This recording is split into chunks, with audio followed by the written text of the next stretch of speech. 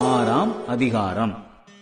மனுஷர் பூமியின் மேல் பெருகத் துவங்கி அவர்களுக்கு குமாரத்திகள் பிறந்தபோது தேவகுமாரர் மனுஷகுமாரத்திகளை அதிக சௌந்தரியம் உள்ளவர்கள் என்று கண்டு அவர்களுக்குள்ளே தங்களுக்கு பெண்களை தெரிந்து கொண்டார்கள். அப்பொழுது கர்த்தர், என் ஆவி என்றைக்கு மனுஷனோடே போராடுவதில்லை, அவன் மாம்சந்தானே, அவன் இருக்கப் போகிற நாட்கள் 120 வருஷம் என்றார். அந்நாட்களில் ராட்சதர் பூமியிலே இருந்தார்கள். பின்பு தேவகுமாரர் மனுஷகுமாரத்திகளோட கூடுகிறதினால் இவர்கள் அவர்களுக்கு பிள்ளைகளை பெற்றபோது இவர்களும் பூர்வத்தில் பேறு பெற்ற மனுஷராகிய பலவான்களானார்கள்.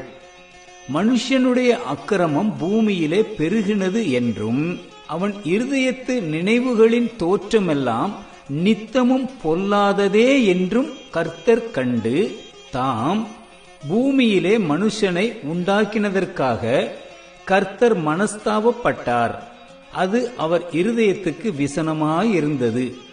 அப்பொழுது கர்த்தர், நான் சிருஷ்டித்த மனுஷனை பூமியின் மேல் வைக்காமல் மனுஷன் முதல் கொண்டு மிருகங்கள், ஊரும் பிராணிகள், ஆகாயத்து பறவைகள் பரியந்தமும் உண்டாயிருக்கிறவைகளை நிக்கிரம் பண்ணுவேன்.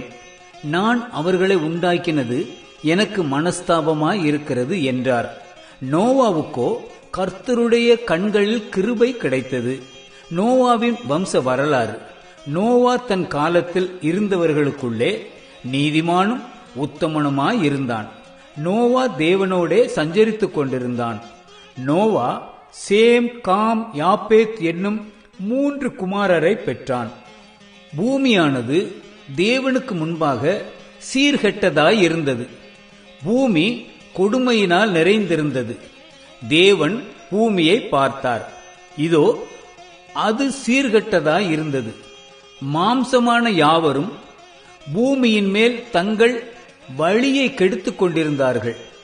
அப்பொழுது தேவன் நோவாவை நோக்கி, மாம்சமான யாவரின் முடிவும் எனக்கு முன்பாக வந்தது.